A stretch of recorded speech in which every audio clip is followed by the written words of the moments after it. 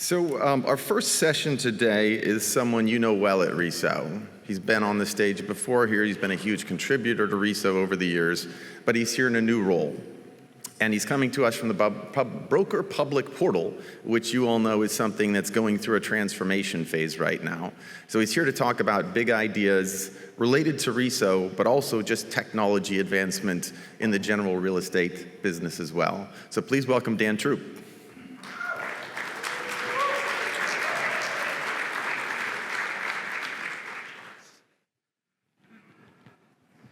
Well, welcome everyone. I'm excited to be here. I was trying to figure out how many RESOs I've been to. I was just sitting in the broker one, and I remember being one of the first brokers in the room, and it being a very small conference and better understanding how brokers can benefit from RESO. And I think one of the best things they could benefit from RESO is this Bloody Mary bar. I think that brokers would love that. So thank you to Canopy for doing that. I want to talk a little bit about empowering data capabilities at the real estate Skunkworks, but some of you may not know what Skunkworks is, and I thought I would just start out with a little bit of a introduction to what Skunkworks is. If you don't know what Skunkworks is, it is a division within Lockheed Martin, and it is a secret division within Lockheed Martin. Not too much of a secret. We know they exist, but we usually don't know what they work on until it's been publicly released. And for the longest time on the bottom of my monitor, I've had this kind of saying like taped to the bottom of the monitor. And it says, "Your mission defines my purpose. Whatever you're trying to do, I'm trying to help you implement it." And that's really, I stole that. It is not unique to me. It actually is from Skunkworks. At Lockheed Martin Skunkworks, your mission defines our purpose. And when I got the opportunity to take on BPP and it to be an industry-owned company and for us to kind of solve some of these challenging problems, I really felt that this really aligns with what we're trying to do. And no matter where I work at, I feel like I'm always going to have this taped to the bottom of my monitor as we continue to solve tough problems, not only here at RESO or wherever I'm at in the future. But it's this next line that I really like too. And this is the most words I'll have on my slides, I promise. But this first part always gets me. We assume it can be done. The stuff that they bring Lockheed Martin is crazy. We want you to make a plane that you can't see on radar. What? That's impossible. These people don't say it's impossible. With a visionary focus on the future, we partner with our customers to anticipate tomorrow's capability gaps and technology needs to solve the most critical national security challenges today. This is how we think on our team. We think the same way. We assume it can be done. You may hear some things today that you're like, "That's impossible, Dan, that'll never happen." But you know what? We're stepping up to the plate and we're taking a swing at it. We think it's worth it. For some reason, I can't go forward. Yeah, come on, Lockheed. So let's talk a little bit about the Broker Public Portal. I'll give you a little bit of an introduction. We usually use the term BPP for short. It's been around for 10 years. We call ourselves a 10-year startup. Started by a bunch of brokers and MLSs in the beginning. Some of them are here in the room, some of the people who started. I know Cameron's here. I've seen some other people here who were there in the initial beginning parts of Broker Public Portal back in 2015. You have to understand what was going on in 2015. Realtor.com was being surpassed by Zillow. Brokers felt like they needed to take control and potentially create a portal.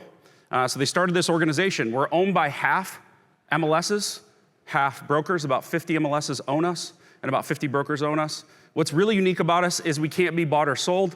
Our equity structure is very simple. You can only own one share in the BPP.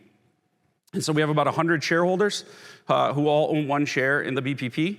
And if you are a shareholder, you get an opportunity to run for the board and help set direction. So this year, we decided to reboot the BPP and say, okay, we have some capital. What are we going to do with this money? So I helped develop a strategic plan of what I think we should utilize this capital on. And today, I'm excited to share some of our first results of working with this. But one of the big things we wanted to do was not necessarily look for partnerships, but really work on the hard stuff and keep the hard stuff internal to the industry. And we were burned by partnerships before, or partnerships didn't actually turn out the way they wanted them to. So as we looked at this, it's like, okay, can we create a team of people and talented people to create our own little Skunkworks here in the real estate industry? So our team is here today. This is what we look like in our natural habitat on Zoom. Every single day we're remote. We got 2 guys in Denver. Tyler and Matt are in Denver. Brian is in Irvine, California. And this is the basis of our team. We're 3.25 developers. The team gives me a 0.25 for the occasional times that I work on code. Very talented people who have worked on search combined for over 50 years. We've been working on search, and excited that they chose to join this very nonprofit corporation to help us join, to make the industry better. One guy on my team, Matt, who I've known a long time, said this to me. You know, when we think about starting a company in 2024, we have an unfair advantage. Our unfair advantage is AI. If you're a company that's been around for 10 years, 15 years, you know implementing new technology inside of it or implementing new process inside of it can be very difficult. We got to start in the year of AI. And it is unbelievable what the tools we have at our fingertips. It is moving so fast. We're like on our 3rd set of tools that we use. It is not a feature in our company, it is foundational. Everything we do, we start with AI first. Can AI solve this for us? Specifically in the coding aspect and actually writing code, I think this is fundamentally changing how companies are started and how many people it takes. What used to take 14 people can take 4 now. What used to take a large overseas team can be a few guys in their garage in California or in Michigan. Kalamazoo, Michigan, a great place to live, I think. So when you even think about your business and how AI can help, I think that there's a lot of, and our team is willing to share how we're using it for development, how we're using it for a lot of stuff, and you're gonna see some of the things that we produced in a very short time period with AI's help. But I wanna talk about the B in my name. I wanna talk about brokers first. What's in it for me? What's in it for the broker? Brokers have always been a challenge to come here at RESO. I know I was one of the first brokers to join RESO when I was with Remax and got to sit in on the meetings, but I was very technical at the time. I was young and I wanted to dig in. I had a lot of problems. We were across 17 MLSs in the state of Michigan, and it was very frustrating for me. And I knew there was this organization out there that was trying to make it better, and I wanted to be a part of the solution instead of being part of the problem. And I wanted to help out and rise the tide on the industry. But if there were a broker here, or you were talking to a broker, how would you convince them to come here? What would you tell them? It's tough to get brokers to realize the value because it's so indirect, right? They realize it through vendors. We could tell them there's a Bloody Mary bar and that would help, right? What does a RESO look like in the future? Is it these guys serving us drinks? Anybody see the Optimus bots from Tesla? How cool were those, right?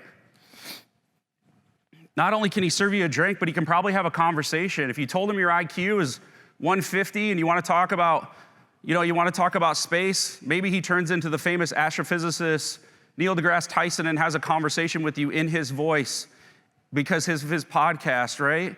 Maybe you tell him your IQ's 100 and you want to talk about your hobby fishing, and he knows everything about fishing and he can have that conversation with you. Maybe you tell him your IQ's 50 and he'll say, "How about them Cowboys?"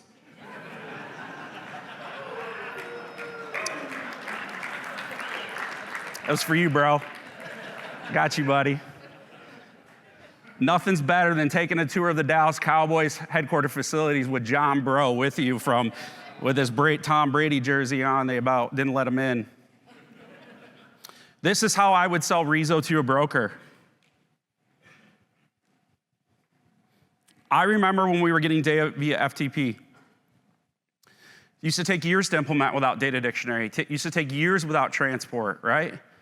If you were a broker, the more MLSs you were in, the more you were punished. The harder it was to implement technology.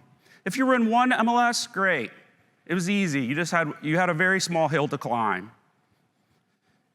I believe RESO has shrunk that to months. These are made up statistics, folks. I have zero data to show this. This is what I think, okay? But I can tell you, is Eric here? Eric from Tribus? Eric tweets about this all the time. He gets an MLS that has web API and data dictionary, and he does it in hours, okay? That is awesome that he can implement an MLS that quickly. Now, that doesn't mean anything to a broker besides maybe Eric could make his price cheaper because it's easier to implement and it takes less people. Eric probably doesn't want me to say it on stage. He probably wants me to say it makes it more expensive. We envision a future at BPP or the real estate Skunkworks that it should be in minutes. I, as a broker, should meet someone at NAR. I should talk to you about your product. And they go, you want to try it? And I say, yeah. And I sign into my credentials, and my MLS data is there. My listings are there. Why can't we have a future like that? And I talk to startups all the time when they talk to me about, like, okay, what does it take to get into market? Well, to get 80% market share, you got to talk to 80 MLSs, right? And you got to sign 80 agreements, and you got to negotiate this, right? It's tough for startups to get into our space. I hear of startups struggling because of the money they spend on infrastructure, the money they spend on getting into the space, just to a means to an end to give a broker a tool. We think there's a better way to do it. We have another thing we say internally. We're making all kinds of shit up here at BPP. We call it brokers without borders. The only borders brokers have are their state licenses. But they also have MLS borders. And anytime they want to operate outside those MLS borders, it becomes a challenge. It becomes an extra challenge. 3 MLSs, 4 MLSs, 5 MLSs, 10 MLSs. When I was at RE/MAX, we were in 450 MLSs. These alignment reports are helping us realize what these borders look like, but we think brokers should operate seamlessly without borders and move into marketplaces that they can move into as quick as possible without that to be any type of barrier to entry. The analytics reports help us better understand that. And for Josh, I wish he was here. If he's listening, Josh, you do an amazing job on this. Thank you. We should probably applaud him for these great reports. Thanks, Josh.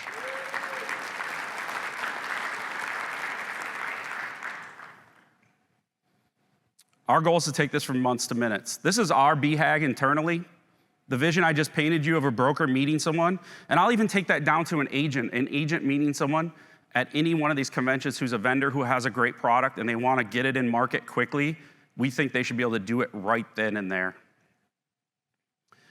To do that, we're going to have to deliver infrastructure with RESO standards.